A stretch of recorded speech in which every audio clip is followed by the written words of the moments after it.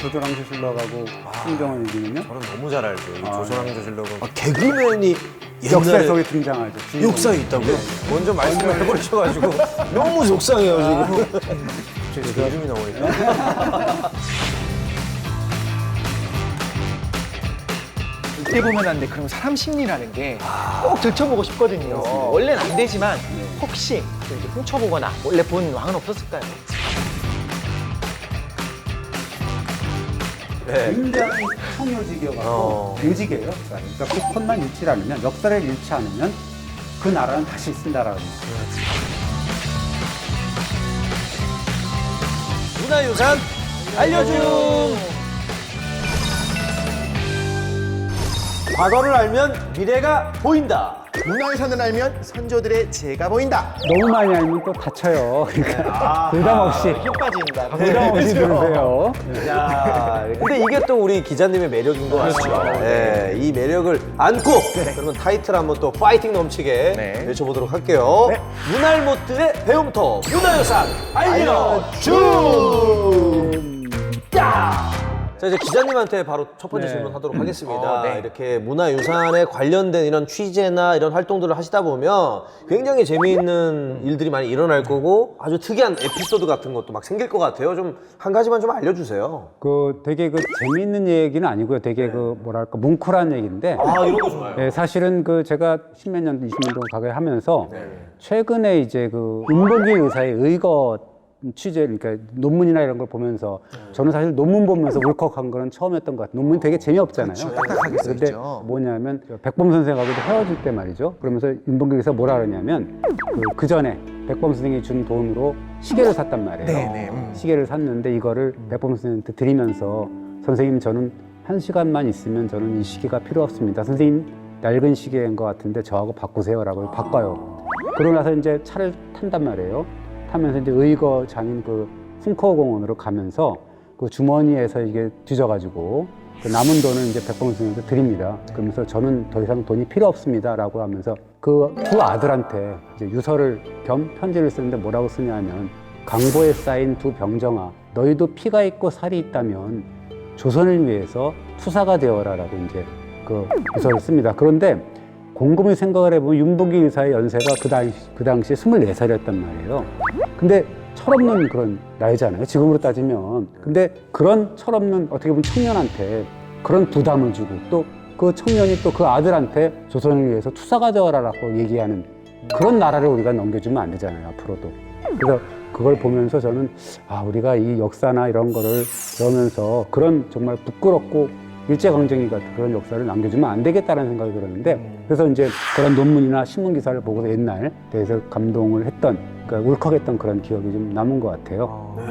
네, 역사를 그냥 과거엔 그랬지 뭐 하고 받아들이는 것이 아니라 네. 우리의 미래에 어떤 나라를 만들어가야 될지 어떤 반면교사로 삼는 그런 게 있는 것 같아요. 저는. 네, 그렇습니다. 그러면서 이제 뭉클해졌는데 오늘 소개해 주실 문화유산도 이에 못지않은 아주 그 의미가 있는 그런 주제를 그렇죠. 선정해 오셨을 것 그래서 같아요. 인문정치 살아있는 그런 또 우리의 소중한 가치를 지닌 문화유산인데요. 네. 먼저 짧은 영상 하나 보고 시작하겠습니다. 네네. 네, 지금 저기가 무슨 회의장 같죠? 무슨 뭐 회의장 같은데. 한국이 아닌 것 같네요. 예, 국제적인 외국죠. 어떤- 땅 치네요. 어우, 저거 뭐죠? 예. 갑자기 가슴 저런 네. 그 어르신들이 저렇게 막 한국에서 온 9곳의 세계유산 등재가 최종 확정됐습니다. 막상 오늘 유네스코 세계문화유산위원회에서 확정되고 보니 정말 기쁩니다. 유네스코 세계유산위원회에서 한국에서 온 9곳이 유네스코 세계문화유산으로 등재가 확정되는 그런 순간의 모습입니다. 이거 박수 한번 쳐야겠습니다. 네. 2019년 네네. 그래서 이제 오늘의 주제는 바로 한국의 서원입니다. 네.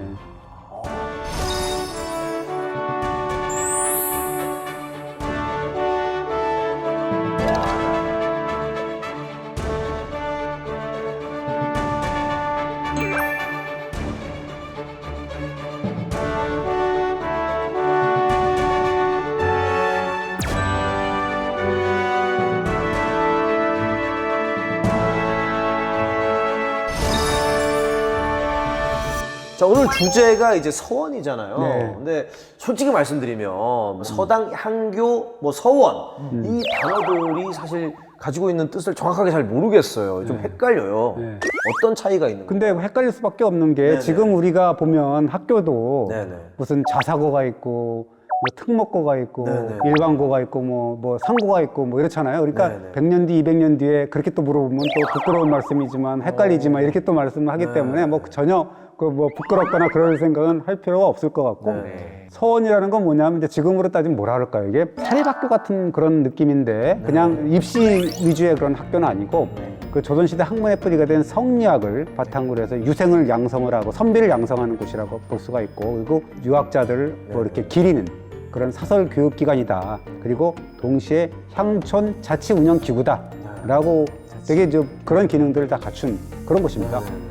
그럼 철학적 중심이 되는 곳이네요. 그렇죠. 아, 선비의 어떤 그런 기틀을 가지고 있는 그런 쪽입니다. 그런데 이번에 세계문화유산으로 이제 등재가 됐다고 했는데 네. 한국에 굉장히 많은 서원이 있다고 알고 있거든요. 그럼 전부 다 세계문화유산으로 등재가 된 건가요? 그렇진 않고요. 초창기에 생긴 서원, 대표적인 서원 9곳만 일단은 뭐 등재를 한 건데 지도를 보면 말씀드리면 뭐 도남서원이라든가 수서원이라든가 뭐 무성서원, 도산서원, 장성이 피람서원, 병산서원, 남계서원, 도동서원, 옥산서원 이런 식으로 대표적인 선 일단 이렇게 9곳만 추려서 이제 문화유산으로 등재가 된 거죠.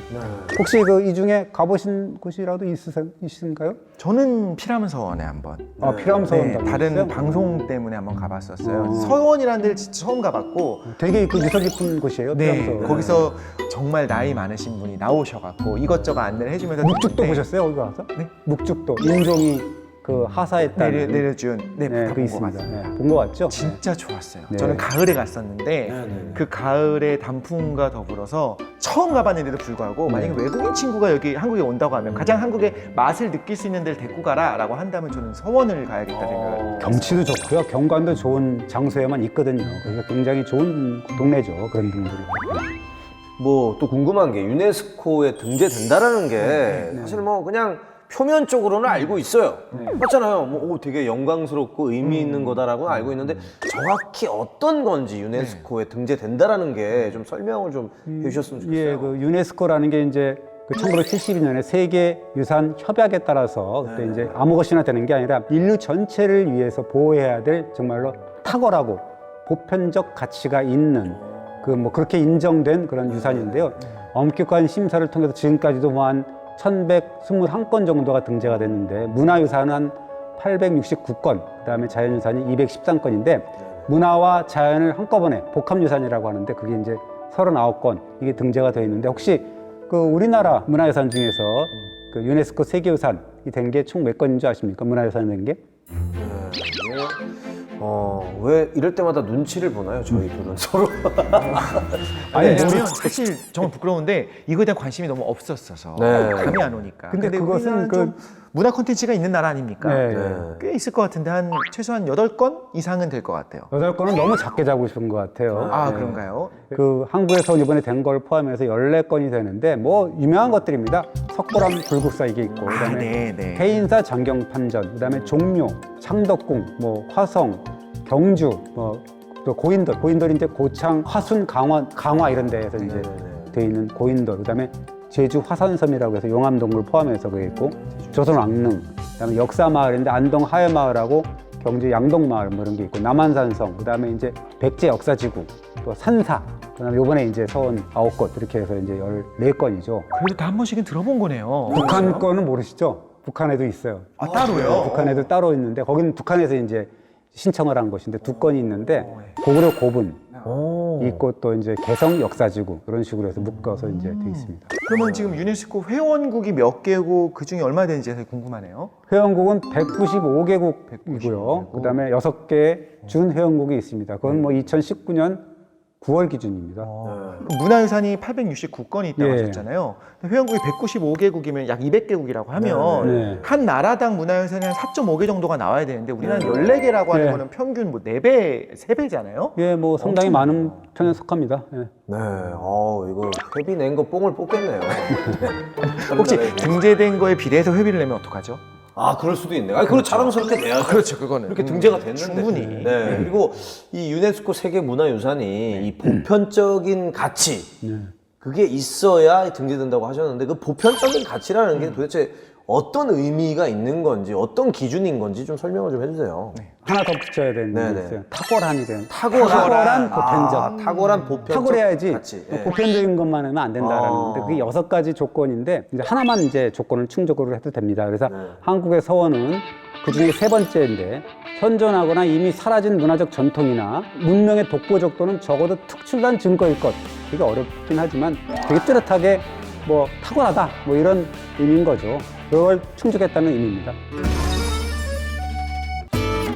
그래서 이제 앞에도 설명을 했지만 9곳의 서원은 사실은 그 16세기 중반부터 17세기까지 조선시대 지방 지식인들이 세운 대표적인 사립 성리학 학교인데 대상 서원들 같은 경우 보면은 성리학 가치에 부합되는 그런 선비들을 이제 양성을 했고요. 그다음에 지역의 대표 성리학자들을 또 기렸어요. 그러니까 제사를 지내는 공간이기도 했고요. 그다음에 향촌을 교화하는 그런 측면, 지역사회 공론을 이렇게 형성하는 것도 이제 있었죠. 그거를 이제 꼽아가지고 이제 세계유산이 된 거고, 성리학자들은 이제 서원에서 이제 강학을 통해서 그 향촌 교화 활동을 주도를 하고 또 성리학에 맞는 그런 선비를 키우고 또 제사도 지내고 뭐 이런 것까지 있고, 원래 세계 문화유산이라는 거는 유형의 가치가 있는 걸 뭐 선택을 하는 거거든요. 그러니까 건축적인 측면, 네, 그리고 이제 경관적인 측면, 지형에 이렇게 잘 부합되는 그런 건축물, 그런 점을 다 본 겁니다. 아, 그럼 서원이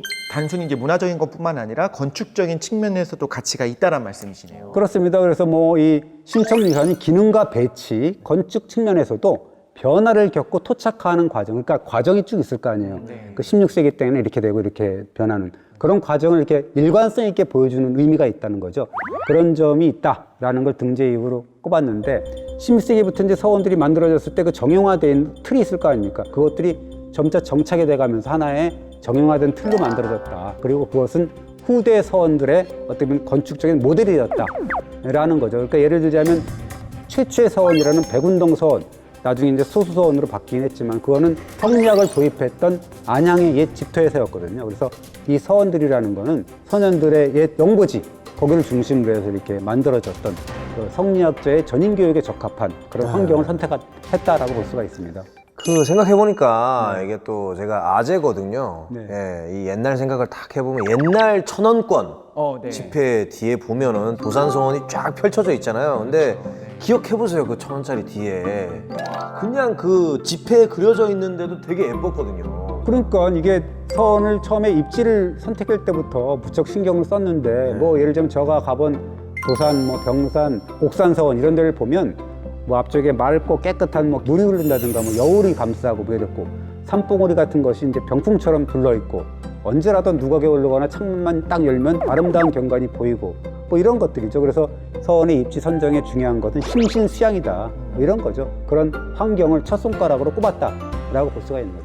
아까 공통적인 모델이 된다고 하셔서 생각이 나는 네. 게 제가 갔던 피람서원에서 제일 앞에 이제 서원에 들어갈 때 네, 네. 굉장히 낮게 해놔가지고 고개를 숙여야지만 들어가게 해놨었어요. 그래서 교만하지 마라. 고개를 숙여야 된다. 그런 이런 부분들의 측면이 처음에 서원이 그렇게 만들고 난 다음에 다른 서원들도 그걸 모델로 해서 서원의 공통의 어떤 건축의 어떤 특징 같이 되는 그런 거죠. 것들이 되게 중요한 거죠. 교만하지 말라는 그런 뜻이 있는 거잖아요. 그 뜻이 숨겨져 있다는 건 그것이 인문정신이라고 볼 수가 있는 거죠. 그래서 서원의 구성이라는 거는 뭐 예를 들면 공부를 가르치는 그런 강학 공간도 있는 거고, 그다음에 제사를 지내는 뭐 제양 공간이 있고, 그다음에 휴식 공간 이런 거로 나누는데, 그래서 소년들을 위한 제사를 또 베풀고 또 강학 공간에서는 또 선비들을 위한 공부도 하고, 그다음에 동서제라 그래서 기숙사 공간도 있거든요.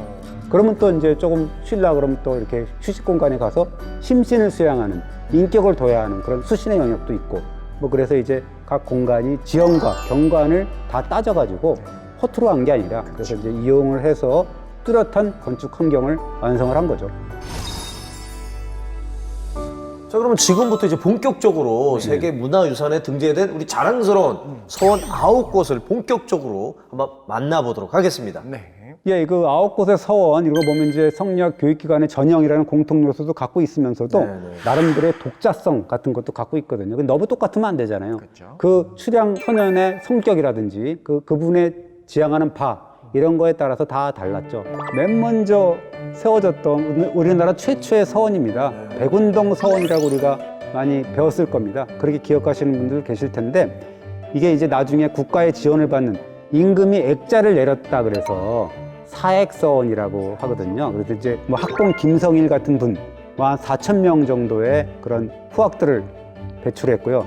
남계서원 같은 경우를 보면 지역 사림들의 주도로 설립된 최초의 사원이다.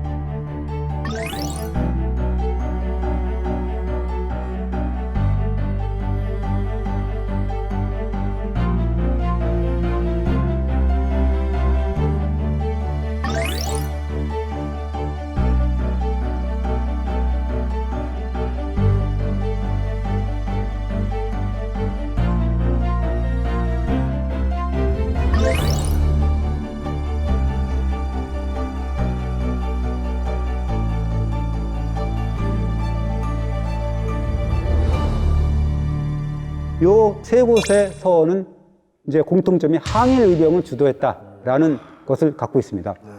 그리고 이제 또 다른 서원을 보면 옥산서원, 여기는 이제 19세기 말 조정의 일방적인 근대 정책에 반발을 해서 성리학 전통을 좀 지키려고 했던 뭐 그런 그 8,849명의 서명상소를 이제 갖고 있고, 그 다음에 조선 최고의 명필가인 한석봉, 그 다음에 추사 김정희의 편액, 그러니까 액자 같은 거, 그런 것이 이제 소장되어 있는 서원이고요.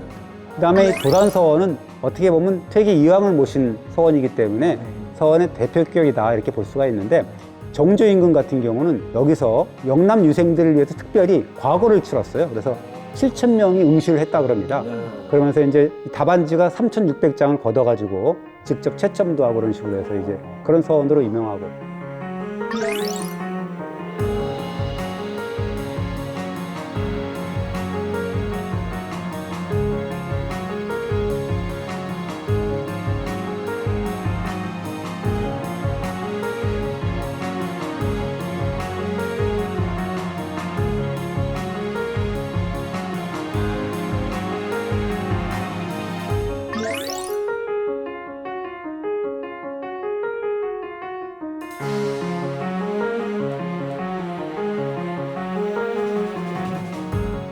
하나하나 정말 중요하지 않은 서원이 없거든요. 그래서 9곳의 서원에서는 특히 이제 뭐 다 크고 작은 소중한 사연들이 담겨 있습니다.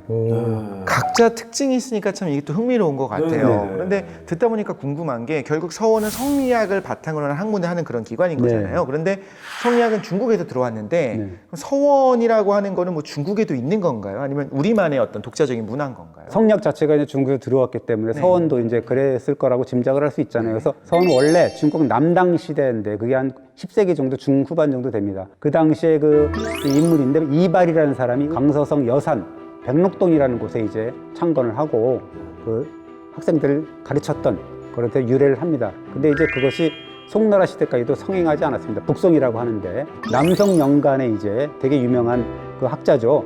남강태수가 된 주자가 그 사약을 받아갖고 폐허가 됐던 백록서원을 중수하고 거기 또 가르치고 막 그랬는데, 여기서 이제 제사를 지내는 사람이 있었는데 성리학의 기초를 닦은 주돈이라는 분을 주자가 이제 오셨어요. 제사를 지내고. 그래서 이제 주세붕의 백운동 서원은 바로 그 주자의 백록동 서원을 벤치마킹한 것이죠. 실록에도 이제 나와 있습니다. 그러면 백록동 서원의 이름을 따서 백운동 서원이라고 이렇게. 그렇습니다. 그래서 뭐 남당시대 이발이 왜 그 서원을 세운 곳에 보면 하얀 노루가 논이었다. 그래서 이제 백록, 사슴녹자를 써갖고 이렇게 하거든요. 뭐 그걸 벤치마킹 한 거죠. 말씀하신 것처럼 서원이라고 하는 것도 기본적으로 중국에서 넘어왔다고 한다면 네. 중국 사람들은 조금 왜 우리 걸 가지고 자기네 문화라고 주장하지? 라고 좀 좀 모르겠어요. 아무래도 조금 그 신경전을 벌일 수밖에 없는 게 2005년에도 이제 11월 달에 강릉 단오제가 이제 유네스코 인류 무형문화산으로 이제 등재가 됐는데요. 그때 당시에도 중국에서는 뭐 한국이 중국의 단오제를 빼앗아 갔다 이런 식으로 이제 여론이 등장을 하고 그랬는데, 이번에도 사실 지난 5월에 유네스코 심사기구가 이제 미리 와서 심사를 미리 했습니다. 그래갖고 등재 권고를 올리거든요. 그때 이제 중국의 황구시보에서는 아 이거 중국 건데, 그리고 이 서원이라는 건 중국인이 가장 익숙한 곳이고, 그다음에 중국 고대 독특한 교육기구 아니냐. 그리고 청나라 말에 명신 4명이 있거든요. 증국본이라는 사람하고 좌종당이라는 사람이 있습니다. 그 사람이 뭐 이렇게 공부를 했던 곳이 서원이다. 그런데 이게 왜 한국에서 왜 그렇게 유네스코 세계유산으로 하지? 라는 약간 불편한 심기를 드러냈다는 기사가 보이더라고요. 또 뭐 좀 조심스러운 얘기지만 입장을 바꿔놓고 생각하면 중국 입장도 조금 그렇게 불편해할 수도 있을 것도 같아요. 그런데 이제 한국의 서원은 사실은 중국의 서원하고는 달라요. 차별성이 있다는 얘기인데 왜 그러냐면 중국의 서원은 어떻게 보면 지금으로 따지면 그 입시기구 같은 거, 그러니까 뭐 관료 양성을 위한 준비기구의 성격이 좀 강한데, 근데 한국에서는 아까 얘기했지만 뭐 지방에서 이제 선비들 이런 사람들이 뭐 학문을 닦고 그리고 이제 선현의 위패를 모시는 뭐 그런 데잖아요. 그리고 뭐 향촌의 어떤 그런 교화 활동 이런 거를 했기 때문에 중국하고는 다르죠. 중국과 달라 뭐 이런 거 있잖아요. 우리가 한글을 뭐 창제할 때도 보면. 그러니까 중국 서원이랑 뭐 시작은 성리학이니까 그쪽에서 왔다 하더라도 한국에 와서 완전히 토착화되고 우리만의 어떤 서원의 모습으로 기능이 네. 완전 바뀌었네요. 그렇습니다. 그래서 기능 자체가 이제 선현을 존중하고 선비를 기른다 해서 존현양사라고 우리가 하거든요. 우리의 뭐 이 서원은 그렇다라는 게 있고, 그 퇴계 이황 선생이 서원의 기능을 아주 잘 요약을 하셨습니다. 이황은 뭐라 그랬냐면 시끄러운 세상보다는 한적한 시골에서 선왕의 도를 노래하고 천하의 의리를 살피면서 덕과 인을 쌓고 있었기 때문에 서원에서 공부하는 것이다 라고 했기 때문에, 진짜로 선비를 원하면 국학이나 성균관이나 학당이나 향교에서 찾지 마라 뭐 이렇게까지 얘기를 했어요. 그러면 이건 정리가 되는 것 같아요. 그러니까 중국의 서원이랑 같은 비슷한 부류의 한국의 그런 공간이 있는데 거기는 학당이나 네. 향교 같은 곳이고, 그렇죠. 서원은 네. 완전히 우리 어떤 전인 교육을 시키는 그런 그렇죠. 어떤 문화의 중심지였던 네, 거잖아요. 그렇습니다. 예. 그럼 굉장히 좋은 거밖에 없는 것 같은데 제가 알기로는 네. 나중에 가서는 철폐령이 내렸다고 들었었거든요. 그렇습니다. 우리가 많이 배웠죠. 뭐 흥선대원군의 철폐, 뭐 서원 철폐령 같은 게 있는데,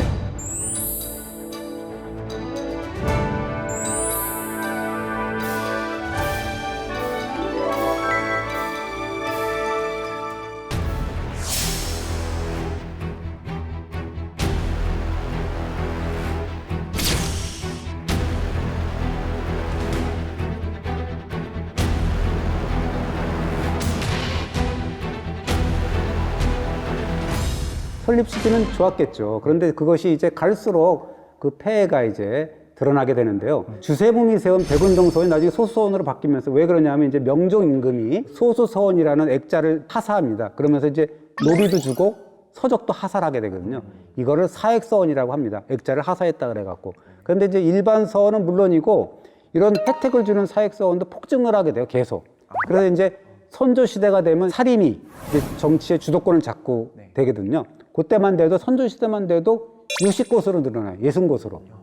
영조 시대만 돼도 서원만 400곳이 넘고 서원의 역할을 했던 사당까지 합하면 1000곳에 육박을 하게 되거든요. 그럼 왜 그렇게 이렇게 난립을 하게 된 건가요? 그러니까 이제 아까 얘기했듯이 선조 시대에 사림이 집권했다 그랬지 않습니까? 그래서 서원이 어떻게 보면 지금으로 따지면 뭔가 당파사 형성에 어떻게 보면 학연으로 작용한다라는 거죠. 그래서 서원이 학연, 지연의 매개체가 되는 거고, 그래서 각 당파가 자기 당세 확장을 위해서는 이제 지방별로 서원을 막 세워가지고 자기 편으로 이제 끌어들이라는 거죠. 그리고 향촌에 있던 사림들 입장에서도 뭔가 중앙으로 진출하기 위해서는 그런 중앙 권력이 연결을 맺어야 되잖아요. 그래서 입신 출세를 도모하기 위해서 이런 식으로 서원들이 난립을 하게 된다, 그렇게 될 수 있습니다.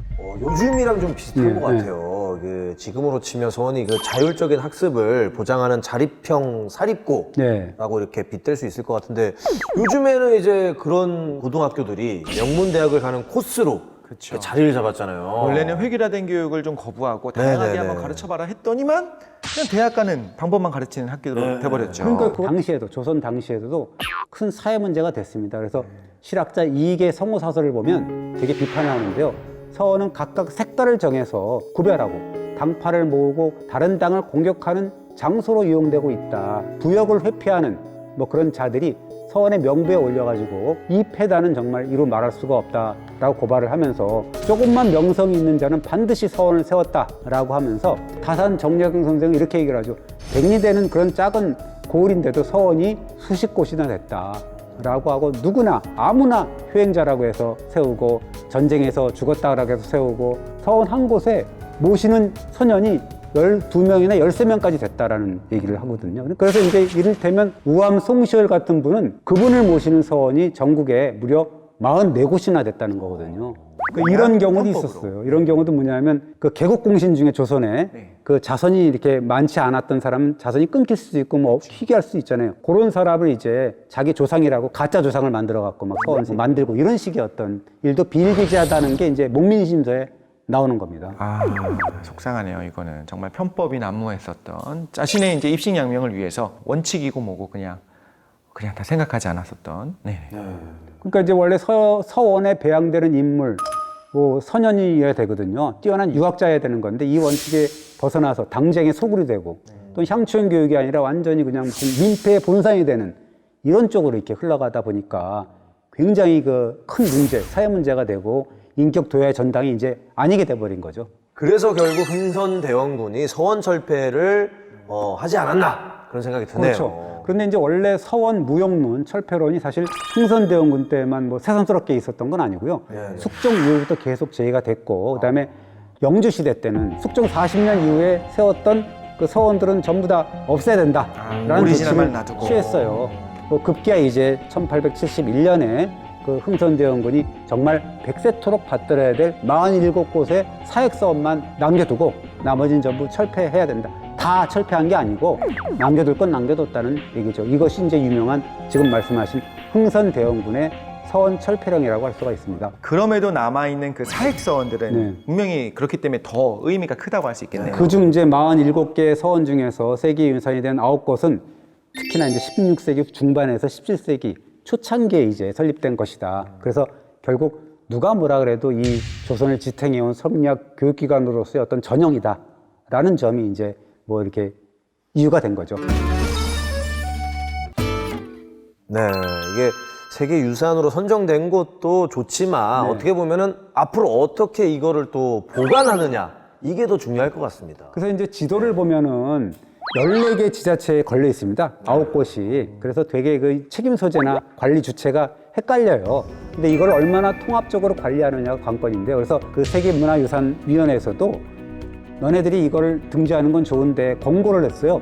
통합관리안을 만들어야 된다라는 권고를 했거든요. 그래서 2024년까지 문화재청에서도 중장기 계획 이런 걸 세워서 어떻게 통합관리하느냐, 하나의 문화유산처럼 만드느냐 계획 중이고 실행을 하고 있는 중입니다. 황골탈퇴할 것입니다. 그리고 또 전국에 이제 서원들이 흩어져 있었잖아요. 네, 네. 근데 조선시대는 이제 북한까지 포함했었으니까 네. 북한에는 서원이 얼마나 많지 않을까라는 생각도 들기도 하고요. 있습니다. 지금 뭐 예를 들면 북한에 보면 개성의 숭양서원이라든가 평양의 용곡서원, 그다음에 벽성의 소연서원 뭐 이런 게 있는데요. 그래서 이제 남북 서원 교류 차원에서 문화재청에서도 나름 이제 교류 사업을 펼치기로 이제 하고, 그다음에 서원의 세계화를 위해서는 중국의 이제 곡부라고 하는데 공자마을, 공자의 고향, 여기 공자 유적이라든가는 남부의 안휘성에 있는 고대 마을이라든가 일본 교토의 역사 기념물, 그리고 베트남도 사실은 유교 문화권이지 않습니까? 그렇죠. 여기 있는 그런 유교 요새들, 기념물들, 또 유적들 이런 게 있는데 그런 것들하고 이제 교류를 할 방침이죠. 네, 그러면 이 서원의 세계화는 이제 시작 단계인 것 같습니다. 그것도 좀 아쉽긴 한 것 같아요. 네. 딴 건 몰라도 같은 조선에 있었던 서원이니까 네, 네, 북한은 좀 같이 했었으면 어땠을까라는 네. 아쉬움이 좀 진하게 남긴 근데 하네요. 이제 앞으로 이제 그게 이제 남북관계 좋아지고 또 나중에 통일되고 그러면 또 이렇게 추가할 수가 있기 때문에 아, 뭐 네, 이렇게 네. 잘 갖춰지면 관리를 제대로 하고 있고 그 원형을 잘 간직하고 있다면 앞으로 능히 또 할 수 있는 기회는 있습니다. 네, 그리고 기자님께 또 여쭤보고 싶은 게 있는데 네. 이게 어려운 질문일 수도 있어요. 네. 좋아요. 한국의 서원이 세계유산 등재가 됐잖아요. 이 의미를 한마디로 좀 정리를 좀. 네. 그러니까 뭐 아까 두 분 다 얘기한 겁니다. 각각의 독자성도 갖고 있지만 공통점도 갖고 있고 한국적인 어떤 그런 성리학의 어떤 문화를 꽃피운 대표적인 인물이기 때문에 당연히 유적이기 때문에 세계적으로 보편적인 탁월한 가치를 갖고 있는 문화유산이라고 봐야죠.